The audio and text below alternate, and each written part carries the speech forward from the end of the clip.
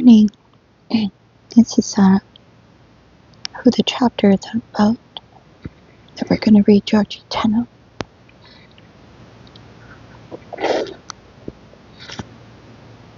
The White Kitten, Georgi Tenno's Tale. Page 154. This is part 5, volume 3.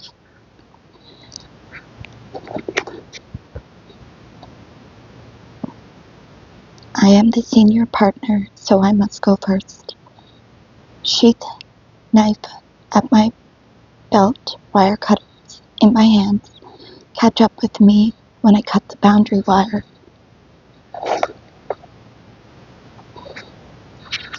I crawl flat on my belly, trying to press myself into the ground. Shall I look toward the sentry or not? If I do, I shall see what danger I'm in, and perhaps even draw his gaze upon me. How I'm tempted to look, but I won't. Near the watchtower. Nearer to the watchtower, nearer to death. I expect a burst of machine gun fire to hit me. Any minute now, I shall hear its chatter. Perhaps he can see me perfectly well and is standing there laughing at me, letting me scrabble a bit further. Here's the boundary wire. I turn around and lie parallel with it. I cut the first strand. The severed wire twangs as it loses its tautness. Now, for the machine gun burst? No. Perhaps no one else could hear that sound, though it was very loud. I cut the second strand, and the third. I swing one leg over, then the other. My trousers catch on the barb of a trailing strand. I free myself. I crawl over several meters of plowed land. There is a rustling behind me. It's Kolya. But why is he making so much noise? Of course, it's the briefcase dragging along the ground. Here are the abutments to the main fence. The wires are crisscrossed. I cut a few of them. Now there is a spiral entanglement. I cut it twice and clear away. Now I cut some strands at the main fence. Are we breathing at all? Probably not. Still, he doesn't shoot. Is he dreaming of home or thinking of the dance tonight? I have my body over the outer fence. There is yet another barbed wire entanglement. I get caught in it. I cut my way out. I mustn't forget and mustn't get stuck. There must still be the outer sloping barriers ahead. Here they are. I cut them. Now I'm crawling towards the hole. Here it is, just where it should be. I lower myself into it. Kolya follows.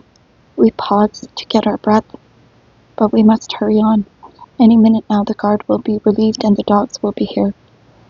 We hoist ourselves out of the hole and crawl toward the slag heaps. We still can't bring ourselves to look around. In his eagerness to be out of the place, Kolya rises onto all fours. I push him down again. We negotiate the first slag heap in a leopard crawl. I put the wire cutters under a stone. Here's the road.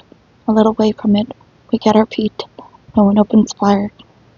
We saunter along without hurrying. Time has come to make ourselves look like inmates of the open prison nearby. We tear the numbers from our chests and knees, and suddenly 2 men come toward us out of the darkness. They are on their way from the garrison to the settlement. They are soldiers, and we still have numbers on our backs. Vanya, I said loudly, maybe we can manage half a liter. We walk slowly, still not on the road itself, but toward it. We walk slowly to let them go by first, but straight toward them and without hiding our faces. They pass within 2 meters of us. To avoid turning our backs on them, we almost come to a standstill. They go by, talking about their own affairs, and we tear the numbers off each other's backs. Have we escaped notice? Are we free? Now to the settlement to find a lorry. But what's that? A flare roars up over the camp. Another one, a third. They have found us out. The pursuit will start right away. We must run. No more looking around. No more stopping to think. No more careful calculation. Our magnificent plan is in ruins. We rushed into the steppe to get as far from the camp as we can. We gasp for breath, tumble over bumps in the ground, jump up again.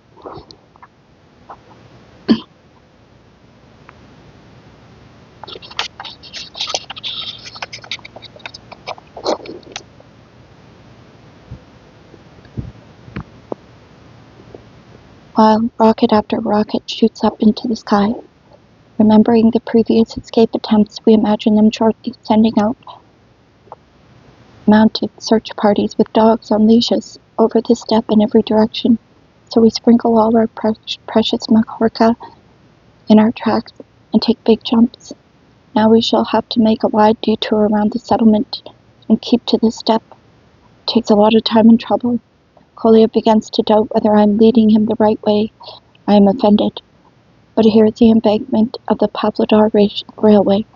We are very glad to see it. From the embankment, we are astounded by the widely scattered lights of Averbakh suits. It looks bigger than we have ever seen it. We chose ourselves a stick. Holding onto it, we walk along, one on each rail. Once the train goes by, the dogs will be unable to pick up the scent from the rails. We go on like that for 300 meters. Then take a few jumps and into the steppe. At last we can breathe freely. We want to sing and shout. We hug one another. We really are free. How we admire ourselves for resolving to escape, succeeding in doing so, and eluding the dogs.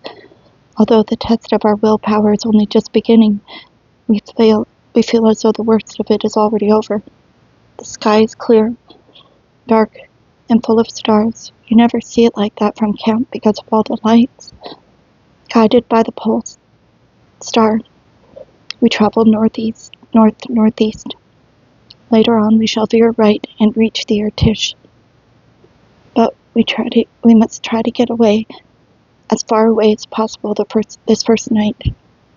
In that way, we shall increase by the power of 2 the area of which our pursuers must keep under observation. All the brave, cheerful songs we can remember in the various languages we sing as we go along.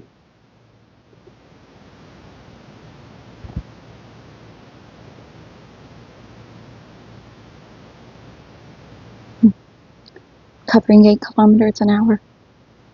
But because we have been confined for many months to ourselves, we find that our legs have forgotten how to walk and are soon tired. We had foreseen this, but had expected to be riding. We start lying down to rest with our legs together in the air like poles of a wigwam. Then on again, then another lie down. Behind us, the glow of Averbakh suits is a surprisingly long time fading. We have been walking for several hours, and still the glow is in the sky. But now the night is ending, and the east grows pale. By day we cannot walk over the bare open steppe, nor indeed will it be easy for us to hide there. Sorry. Excuse me.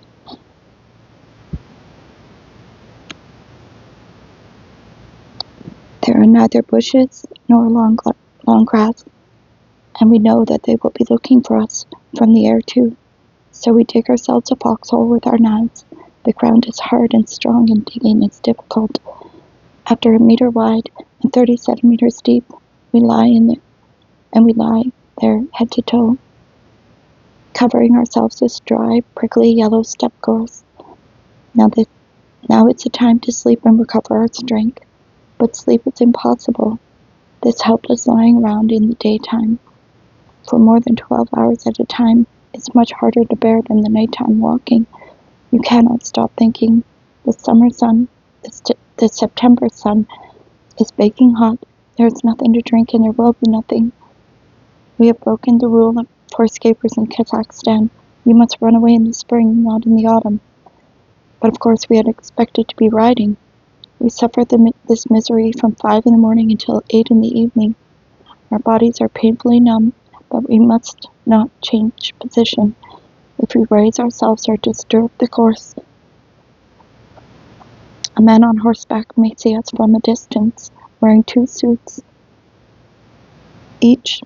We are dying from the heat. Grin and bear it. Until at last the darkness comes, the only time for escapers. We rise. Our legs hurt and standing is difficult. We walk slowly, trying to ease our cramped limbs. There is little strength in us, except for chewing bits of dry macaroni and gulping down our glucose tablets. We have had nothing all day. We are thirsty. Even in the dark, we must be aware of ambush tonight. They have, of course, broadcast the news far and wide, dispatched motor vehicles in all directions, and especially in the direction of Omsk. We wonder how and when they found our jerkins and the chessmen on the ground. They would realize at once, from the numbers, that we were the runaways. No need to consult the card index and call the roll.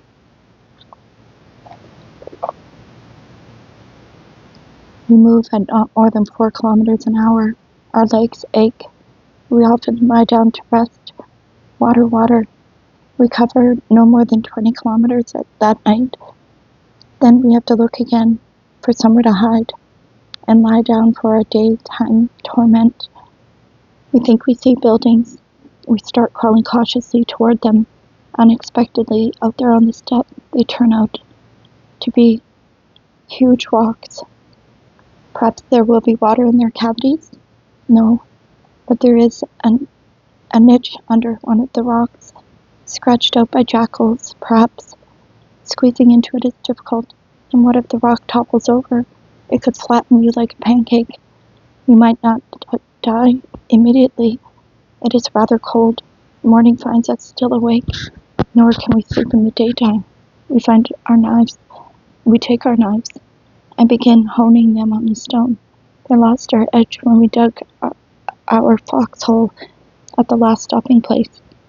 In the middle of the day, we heard the rumble of wheels nearby. That was bad.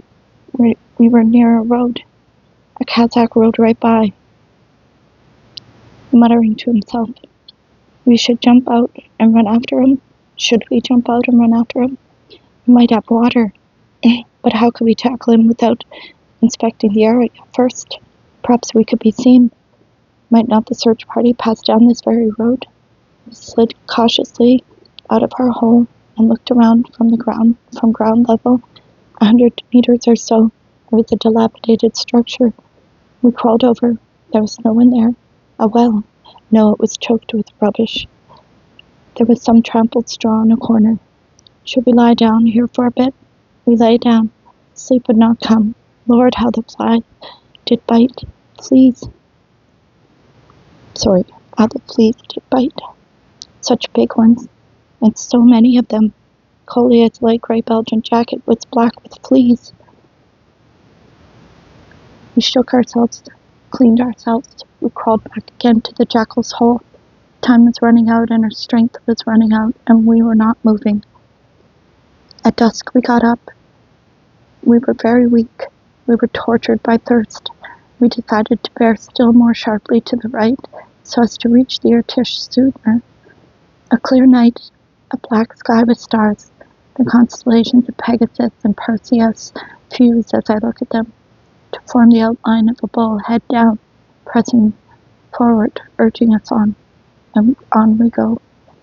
Suddenly, rockets shooting the sky before us. They're ahead of us now. We freeze in our tracks. We see an embankment, a railway line. No more rockets, but the beam of a searchlight travels along the rails, swinging from side to side. A handcar is reconnoitering on the steppe.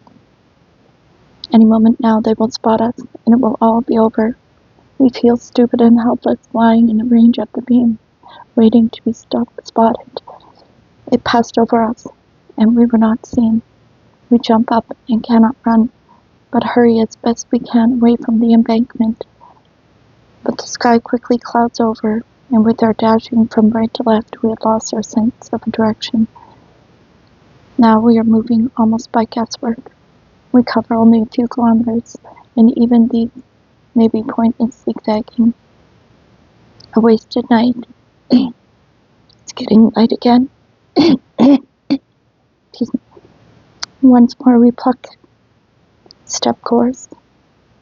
We must dig a hole. But I no longer have my curved Turkish knife. I lost it when I was lying down, or my headlong dash away from the embankment. A disaster. How can it escape or manage without a knife? We dig a hole with coleus. There's one good thing about it. A fortune teller has told me that I should meet my end at the age of 38. Sailors can't help being superstitious, but the day is not dawning. But the day now dawning is September 20th, my birthday, and I am 39 today. The prophecy no longer affects me. I shall live. Once more we lie in a hole, motionless without water. If only we could fall asleep, but we cannot. If only it would rain. Time drags by. Things are bad. We've been on the run very nearly 3 days now, and still haven't had a single drop of water. We are swallowing 5 glucose tablets a day, and we haven't made much progress. Perhaps a third of the way to your Tish. And our friends in the camp are feeling glad that we are enjoying freedom in the realm of the green prosecutor. Twilight stars, course north by east. We struggle on. Suddenly we hear a shout in the distance. Fa fa fa. What's this? We remember the Gulag, an old handed escaping. According to him, this is how the Kazakhs frighten wolves away from their sheep. A sheep. Give us a sheep and we are saved. As free men, we would never have dreamed of drinking blood, but here and now, just let us get at it. We approach stealthily, crawling, building. We cannot see a well. Going into the house is too dangerous. If we meet people, we shall leave a trail. We creep up to the abode sheepfold. Yes, it was a Kazakh woman shouting to scare out the wolves. We heave ourselves over a low part of the wall into the enclosure. I have my knife between my teeth.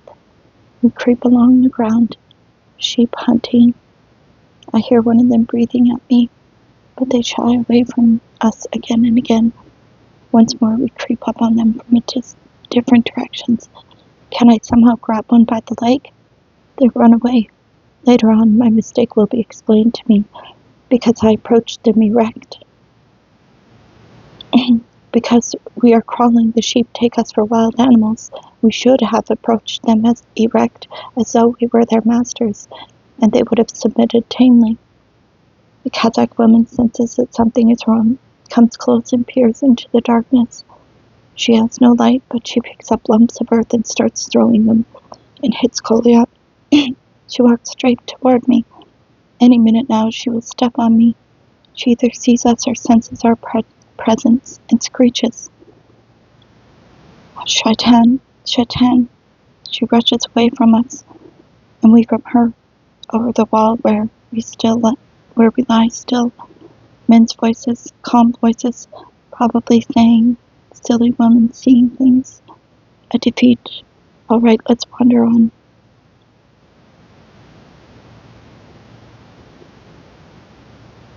The silhouette of a horse. Ah, the beauty. Just what we need. We go up to it. It stands still. We pat its neck, slip a belt around it. I give Zhdanok a leg up, but cannot scramble on myself. I am too weak. I cling on with my hands, press my belly against it, but cannot cock my leg over. The horse fidgets. Suddenly, it breaks loose, bolts with Zhdanok and throws him. Luckily, the belt remains in his hand. We've left no trace, and they can blame it all on Shaitan. We have worn ourselves out with the horse. Walking is harder than ever, and now there is a plowed land to cross. Our feet catch in the furrows, and we have to drag them along. But this is not altogether a bad thing. Where there are plowed fields, there are people, and where there are people, there is water. We walk on, struggle on, drag ourselves along, more silhouettes. Again we lie flat and crawl. Haystacks, meadows, fine. Are we near Irtish? Alas, we are still a long, long way from it. With one last effort, we scramble onto the hay and burrow into it. At this time, we slept the whole day through, counting the sleepless nights before our escape. We had now missed 5 nights' sleep. We wake at the end of the day and hear a tractor. Cautiously, we part the straw and poke our heads out an inch. 2 tractors have arrived. There is a hut. Evening is drawing on. A bright idea. There will be water in the tractor's cooling system. Let the drivers go to bed. We can drink it. When the drivers go to bed, darkness falls, and we've reached the end of our 4th day. On the run, we crawl up to the tractors. Luckily, there is no dog. Quietly, we make our way to the drainage cap and take a swig. No good. There's kerosene in the water. It's undrinkable. We spit it out. These people have everything. They have food and they have water. Why don't we just knock on the door like beggars? Brothers, good people, help us. We are convicts, escaped prisoners. Just like it used to be in the 19th century when people put pots of porridge, clothing, copper coins by the paths through the taiga.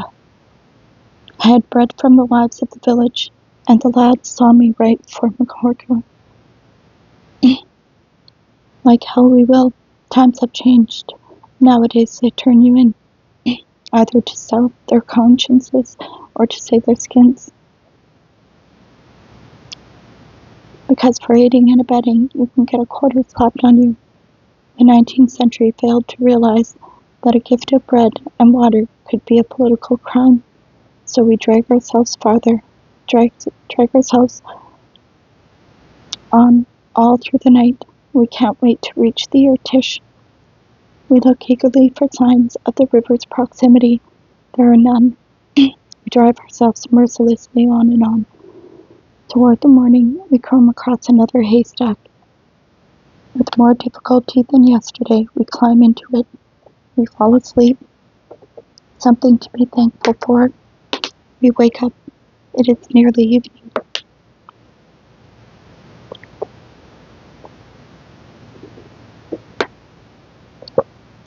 How much can a man endure? 5 days now.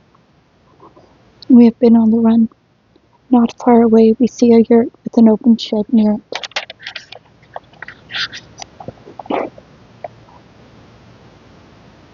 Quietly, we creep up to it. Coarse millet has been strewn on the ground. We stuff the briefcase with it, try to munch some, but we cannot swallow. Our mouths are too dry. Suddenly we catch signs of a huge samovar near the yurt, big enough to hold several gallons. We crawl up to it. We turn the tap. The bloody thing is empty. When we tip it, we get a couple of mouthfuls. We stagger on again, staggering and falling. Lying down, we breathe more easily. We can no longer get up off our backs. First, we have to roll over onto our bellies, then raise ourselves on all fours, then swaying onto our feet. Even this leaves us out of breath. We have grown so thin that our belly seems stuck to our backbones. As dawn approaches, we cover some 200 meters, no more, and lie down. That morning, no haystack came our way. There was some kind of burrow in a hill, dug by an animal. We lay in it through the day, but could not get to sleep. That day it got colder, and we felt a chill from the ground. Or perhaps our blood is no longer warming us. We try to chew some macaroni. Suddenly I see a line of soldiers advancing, with red shoulder taps. They're surrounding us. Tenno gives me a shake. You're imagining things. It's a herd of horses. Yes, it was a mirage. We lay down again. The day was endless. Suddenly a jackal arrived, coming home to his hole. We put some macaroni down for him and crawled away, hoping to lure him after us. stab him and eat him, but he wouldn't touch it. He went away. One side of us there was a slope downhill, a little salt flat of a dried-up lake, and on the other bank a yurt and smoke drifting into the air. 6 days have gone by. We've reached the limit. We see red tabs in our hallucinations. Our tongues are stuck to the roofs of our mouths. If we pass water at all, there is blood in it. It's no good tonight.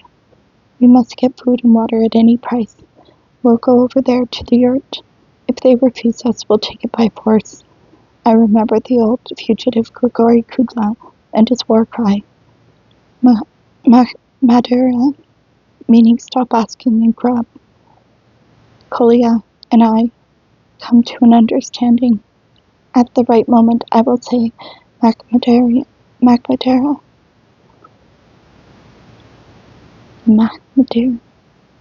In the darkness, we crept quietly towards the yurt. There was a well, but no bucket. Not far away, a saddled horse stood at a hitching post. We glanced through the narrow opening. By the light of an oil lamp, we saw a Kazakh couple and some children. We knocked and went in. I said salam, and all the time there were big spots in front of my eyes, and I was afraid of falling. Inside there was a low, round table, even lower than our modernist designers make them, for the Beshbamak. Round the yurt were benches covered with felt. There was a big metal-bound chest. The Kazakh muttered something in reply and looked sullen. He was not a bit pleased to see us. To make myself look important, and anyway, I needed to conserve my strength. I sat down and put the briefcase on the table. I am in charge of a geological survey team, and this is my driver. We left our transport back in the steppe with the others. 5 or maybe 7 kilometers from here, the radiator leaks and the water's all run out. We ourselves haven't had anything to eat for 3 days. We're starving. Give us something to eat and drink. Ask the cow and tell us what you think we should do. But the Kazakh screws up his eyes and offers no food or drink. What's your name, boss? He asks. I had it already once, but my head is buzzing and I've forgotten, even how I answer. Stupid, of course. Come on then, sell us some groceries. Ask the cow. No, go to my neighbor. Is it far? 2 kilometers. I sit there, all my dignity, but Kolya can't hold out any longer. Seizes a griddle cake and tries to chew it, though it is obviously hard work for him. Suddenly the Kazakh picks up a whip with a short handle and a long leather lash, threatens Zhdanov with it. I get to my feet. So that's the sort of people you are? That's your famous hospitality? Now the Kazakh is prodding Zhdanov in the back with the whip handle, trying to drive him out of the yurt. I give the command, Makmadera. I take out my knife and I tell the Kazakh in the corner, lie down. The Kazakh dives through a curtain. I'm right behind him. He may have a gun out there. He may shoot us at any moment, but he flops on the bed, shouting, take it all, I won't say anything. Oh, you miserable cur, you. What do I want with your all? Why couldn't you just give me a little bit of the little bit I asked for in the first place? To Kolya I say, keep your eyes peeled. I stand by the door with my knife. The Kazakh woman is screaming. The children start crying. Tell your wife, we won't hurt any of you. We just want to eat. Is there any meat? He spread his hands. York.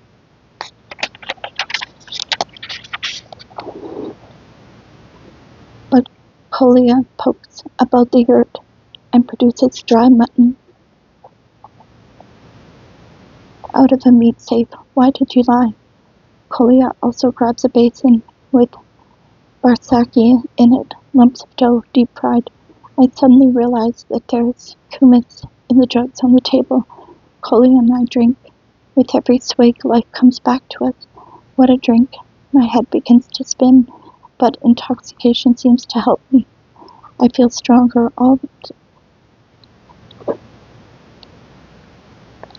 feel stronger all the time. Kolya is beginning to enjoy himself. He passes some money to me. There turns out to be 28 rubles.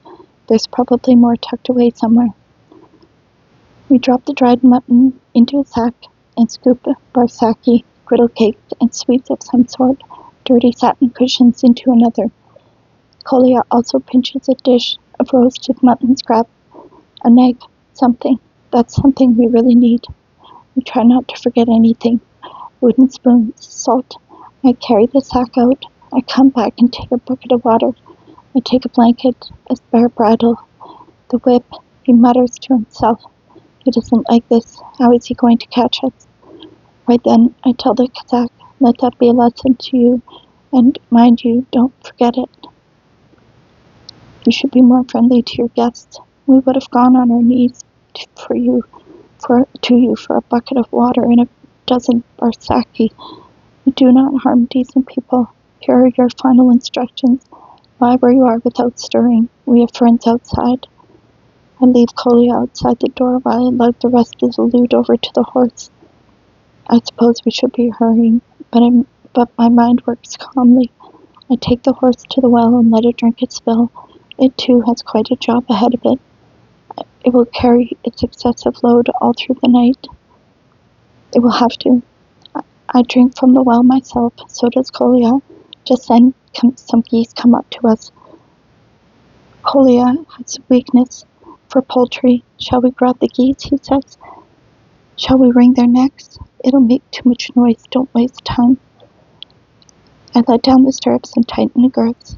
Zhdanik puts the blanket behind the saddle and climbs onto it from the well wall. He takes the bucket of water in his hands. We've tied the two sacks together and slung them over the horse's back. I get into the saddle, and by the light of the stars we ride eastward to throw our pursuers off the trail. The horse objected to having two riders, strangers at that, and kept tossing its head, trying to turn back toward home. We mastered it somehow. It set off briskly. There were night lights nearby. We made a detour. Kolya sang quietly in my ear. Out on the range, where the wind blows free, a cowboy's life is a life for me, with a horse I can trust beneath me. I saw his passport too, said Kolya. Why didn't you take it? A passport always comes in handy. You can give them a peep at the cover, not too close. On the road, we took frequent drinks of water and snacks without dismounting. Our mood was entirely different now. All we wanted was to gallop as far away as we could before daylight. We heard the cries of birds, a lake. It would be a long way around it, and we grudged the time. Kolya dismounted and led the horse along a slippery causeway. We got access, but we suddenly noticed no blanket. It had slipped off. We had left a trail. This was very bad. From the Kazakhs' place, many paths led in all directions, but if they found the blanket and drew a line from the yurt to that point, our route would be clear. Should we go back to look for it? There was no time. In any case, they must know we were going north. We called a halt. I held the horse by the rein. We ate and drank endlessly. The water was nearly down to the bottom of the bucket. We could hardly believe it. Of course, due north. The horse wouldn't break into a trot, but it walked quickly at 8 to 10 kilometers an hour. In 6 nights, we had notched only 150 kilometers, but that night we did another 70. If we had zigzagged about, we should be on the Irtish by now. If we hadn't zigzagged about dawn, but nowhere to hide, we rode on. It was getting dangerous, and we saw a deep hollow, almost a hole. We took the horse down into it, and ate and drank again. Suddenly, a motorcycle stuttered nearby. That was bad. There was a road. We must find a safer hiding place. We climbed out and looked around. Not too far off there was a dead and deserted Kazakh village. We made our way there. We shed our load between the 3 walls of a ruined house, then hobbled the horse and turned it out to graze. But there was no sleep that day. With the Kazakh and the blanket, we had left a trail. Oh my God, it's so good. But I have to stop. Thanks for listening. I look forward to this tomorrow. Have a good day.